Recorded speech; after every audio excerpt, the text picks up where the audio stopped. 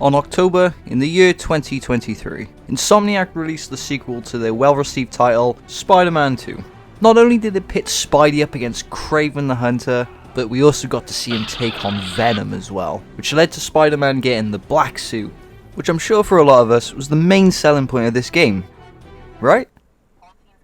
So, when I had seen that Hasbro had released the black suit for their Marvel Legends GamerVerse line, my natural reaction was, "This is for you.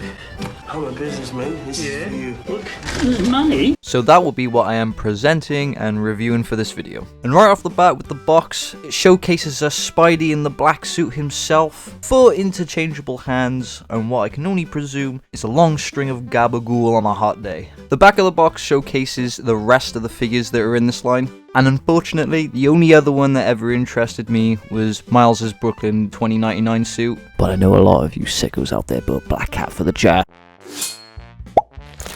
So, now everything's out the box, I can clearly see that these are symbiote tendrils. And for the most part, they're fine. It certainly would have been nice to get a different variation of the symbiote tendrils, or maybe even a web shooter effect or two. It just seems like the accessories of this figure are a bit lacking. And for his interchangeable hands, of course he comes with his 2 classic thwip shooters, and some open hand / wall climbing / booby grabbers. Boobies! Going over the general look of the figure, he is black and he is white. These are the 2 main factors that make this a symbiote Spider-Man. But in all seriousness, the paint and sculpt on this rendition of Spider-Man is very good. From what I can tell, its on-point accuracy with the in-game model is pretty much all there, and the joints aren't so noticeable to the point where it's warping the humanoid look that he is supposed to have. On to articulation now. The head is on a ball joint, allowing for full and flexible rotation. The middle of the chest seems to have what appears to be another ball joint, which as you see later will allow for you to get some pretty dynamic poses out of this figure. His waist section is on a swivel, which does mean it can go fully back, and of course, fully forward, giving him what I like to call the "what the hell's on my shoe?" The shoulder joints are on pegs, only really allowing you to get up to the T-pose position, but allowing me, for some reason, to do this. I don't know what's wrong with me. On to the elbows now, and surprisingly they are very exquisite double swivel joints. Oh, how fancy is that? Allowing for your symbiote suit Spider-Man to absolutely fully flex on you.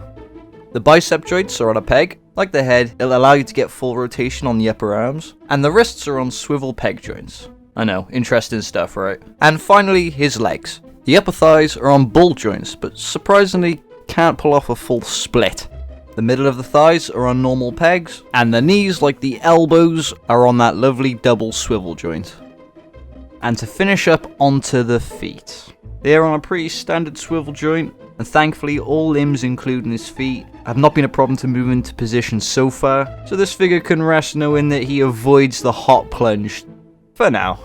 Also, what the hell happened to Spidey's ass? They took my ass! I can't shit! So, what is my end verdict? Black Suit Spidey is definitely worth a place on someone's shelf. Articulating him for poses was a little difficult. You could definitely be more flexible in certain areas. So I give this figure 8 film critics out of 10 moist criticals.